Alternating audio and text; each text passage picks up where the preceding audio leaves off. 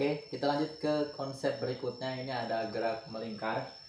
Jadi ini kalau kemarin sinematika gerak lurus itu kan geraknya lintasannya lurus gitu kan ya, kanan kanan kiri kiri balik gitu kan, atas bawah gitu kan. Kalau yang gerak melingkar ini berarti nanti lintasannya lingkaran, bener-bener itu lintasannya lingkaran. Nah beberapa nanti ada yang sama, ada juga yang beda dengan yang gerak lurus. Jadi nanti ada perbedaannya. Ini langsung aja beberapa hal khususnya nanti. Ini istilah-istilahnya. Istilah di gerak melingkar. Nah karena bentuknya lingkaran, jadi kan dia bisa muter sampai satu putaran penuh gitu kan. Nah satu putaran penuh nanti itu totalnya, ini yang pertama ada namanya sudut. Sudut tempuh, simbolnya biasanya theta. Nah sudut tempuh, jadi kalau satu putaran penuh itu kan biasanya 360 derajat kalau di matematika kan gitu. Satu lingkaran penuh itu kan 360 derajat ya. Jadi bisa juga seperempat lingkaran 90 derajat dan seterusnya. Nah ini ada hubungannya dengan yang kemarin yang sebelumnya kita buatkan. Jadi hubungannya adalah jarak dibagi jari-jari. Karena lingkaran kan punya jari-jari. Jari-jari itu diukur dari pusat lingkaran sampai ke sisi tepi lingkarannya gitu kan. Namanya jari-jari. Nah R di sini ini yang jarak ya, bukan yang perpindahan. Sorry. Ini delta R ya. Delta R ini untuk yang jarak, bukan yang perpindahan. Itu untuk yang jaraknya. Jadi sudutnya itu nanti diukur dari jarak. Jarak itu berarti ya kalau lingkaran misal gini. Ini jari-jarinya gitu kan. Misal muternya ke arah sana. Nah, ini sudutnya, inilah yang disebut dengan delta R-nya. Jaraknya dari awalnya di sini sampai ke sini gitu. Dia menempuh sudut berapa, jaraknya berapa. Jari-jari nilainya seperti itu. Jadi nanti bisa dihubungkan ke konsep yang gerak lurus kemarin tuh, delta R-nya. Delta R itu yang R dikurang R0 itu. Ini untuk yang jarak ya. Ini kita tulis saja jarak. Jadi bukan perpindahan, karena kalau perpindahan kan itu berupa garis lurus kan. Kalau perpindahan itu selalu berupa garis lurus biasanya. Jadi dari posisi awal sampai posisi akhir. Nah itulah yang perpindahan gitu kan. Jadi sedikit beda.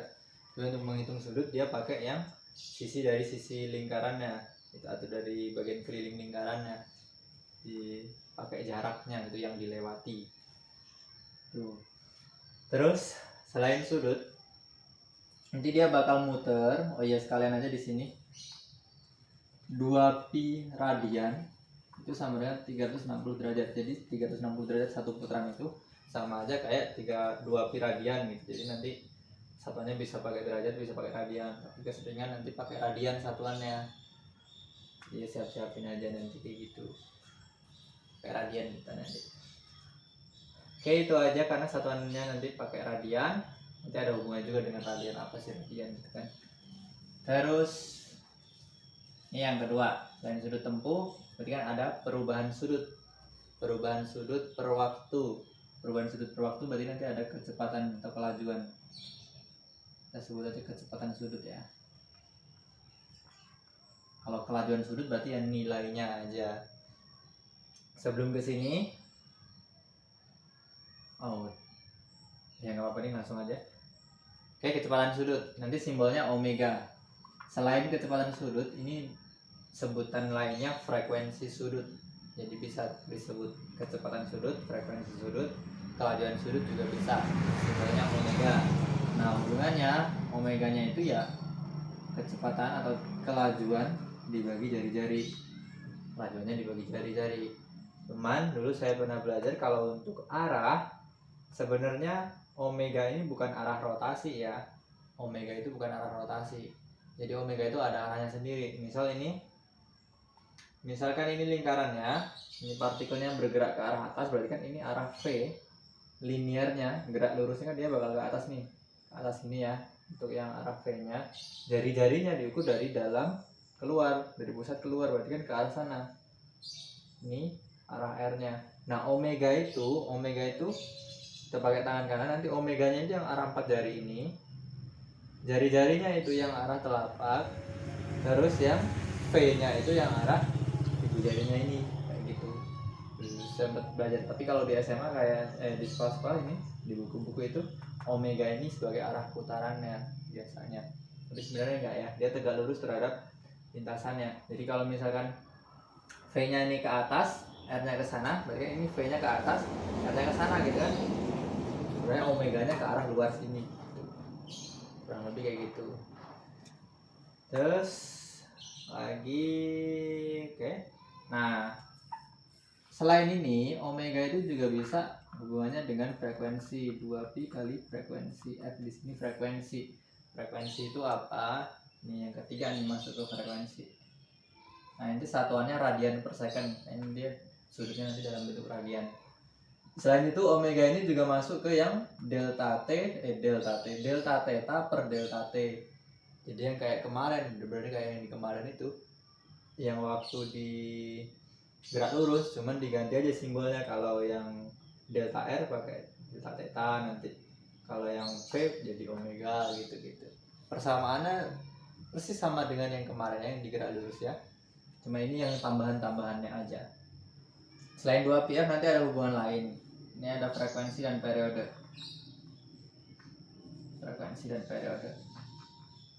Frekuensi nanti simbolnya F, periode itu simbolnya T. Jadi frekuensi dan periode itu berkebalikan. Nah, kalau frekuensi itu dia butuh berapa? Dia bisa berapa kali muter dalam satu satuan waktu. Misalkan 1 detik dia bisa muter berapa kali. Kalau misalkan dia muternya 100 kali per detik, berarti ya 100 itu frekuensinya, 100 Hz. Jadi nanti frekuensi itu jumlahnya dibagi waktu. Dia muter berapa banyak dalam waktu berapa gitu. Frekuensi. Nah, kalau yang periode itu simbolnya T nanti. Periode itu kebalikannya. Jadi dia waktu yang dibutuhin buat satu kali muter gitu. Satu kali lingkaran atau satu kali muter itu butuh berapa waktunya. Jadi waktu dibagi jumlah putarannya, dikebalikannya. Ini satuannya tetap detik, yang ini satuannya hertz. Hertz itu 1 per detik, itu disebut hertz. Tuh. Oke, ini frekuensi periode. Nah, nanti karena frekuensi periode ini kan saling berkebalikan nih. Jadi nanti ada hubungan frekuensi sama dengan 1 per periode atau periode sama dengan 1 per frekuensi, itu juga bisa. Maka nanti bicycle dihubungin ke sini, nanti muncul bentuk baru persamaannya gitu. Jadi ada banyak persamaannya. Ini tadi satu lagi nggak usah ya, karena udah sempat ditulis di yang kemarin di gerak lurus, jadi nanti tinggal diganti simbol aja. Frekuensi periode udah, baru masuk ke percepatan sudut.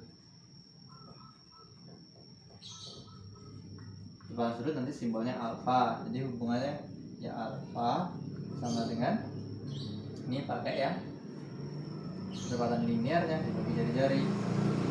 Ada percepatan linear yang kemarin kan ada A gitu kan. Ada percepatan sudut. Bisa juga nanti alfa itu ya delta omega per delta t kalau pakai waktunya gitu. Macam-macam nanti. Percepatan sudut simbolnya nanti alfa ya. Jadi hubungannya tetap per R semua. Makanya nanti gitu persamaan yang kemarin di gerak lurus bisa diganti dengan simbol lain. Jadi delta R nya diganti delta theta, V nya diganti omega, A nya diganti alfa. Yang lain tetap sama, waktunya sama.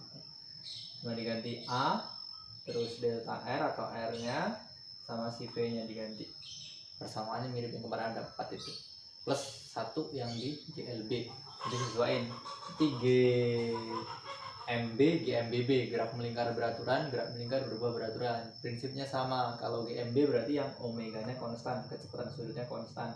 Kalau GMBB berarti yang percepatan sudutnya yang konstan. Itu aja. Kurang lebih kayak gitu. Semoga nggak ada yang tertinggal. Nah, selain percepatan sudut, di gerak melingkar ini ada yang namanya percepatan sentripetal. Apa itu percepatan sentripetal? Percepatan sentripetal itulah yang menyebabkan dia bisa muter. Sebenarnya bukan karena percepatan, ada gayanya nanti, tapi itu nanti aja. Percepatan sentripetal. Jadi percepatan sentripetal ini kita simbolkan dengan ASP aja. Nah, ini yang menyebabkan dia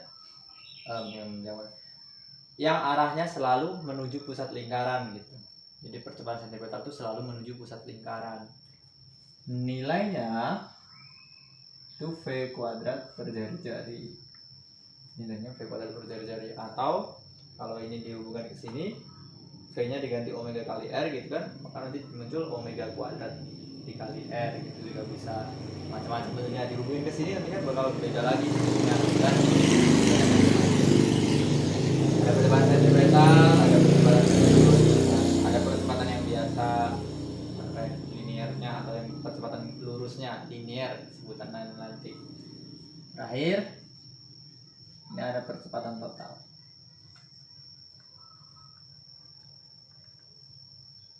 AT itu aja ya, AT kapital.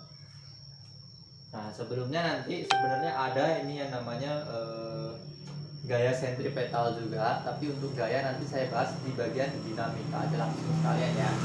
Walaupun di buku-buku mungkin ada yang membahas di bagian sini. Jadi tapi nanti tetap saya bahas di bagian gaya aja ya, kan saya bahas di sini ya. Walaupun memang benar ada beberapa buku yang langsung membahas di gerak melingkar aja.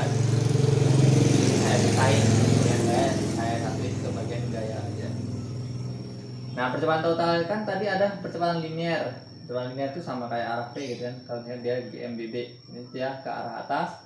Percepatan sentripetal kan selalu menuju pusat, jadi kan ada dua percepatan tuh. Maka ada totalnya gitu kan.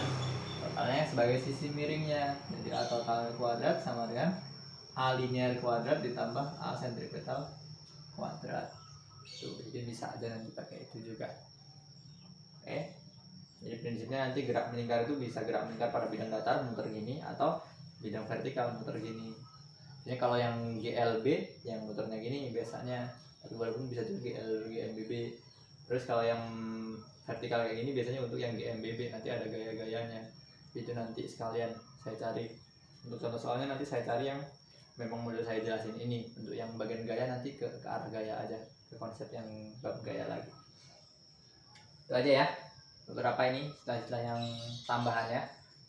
Semoga nggak ada yang tertinggal. Oke, tuh.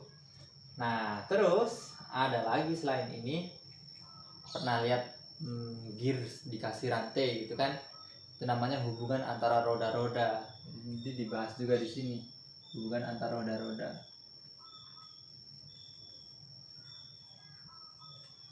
Antar roda.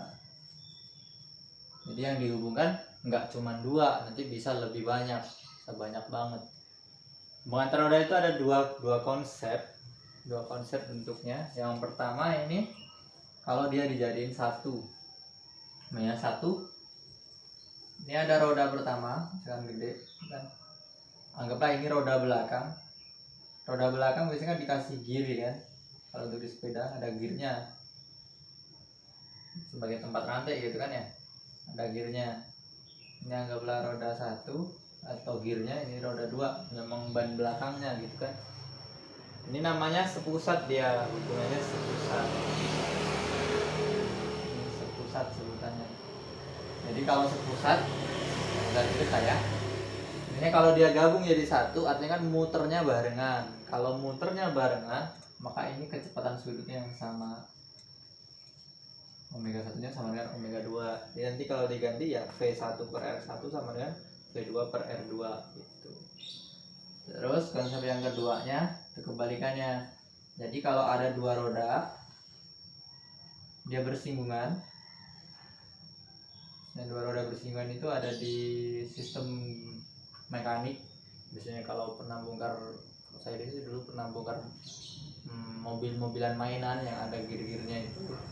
Kan nanti sering berhubung, atau pernah bongkar jam juga, dalam jam itu kan ada gear-gear yang saling terhubung gitu, itu yang bersinggungan kayak gini. Atau bisa juga yang dia modelnya pakai rantai tadi yang saya bilang, dia dihubungkan dengan rantai. Jadi ada dua, entah rantai entah sabuk, pokoknya dia dihubungkan aja, sehingga kalau depannya muter belakang ikut muter gitu. Itu biasanya ya itu tadi model roller atau yang diesel gitu kan, selingnya. Nah ini nanti V-nya yang sama gitu. V-nya yang sama atau kecepatan linearnya yang sama.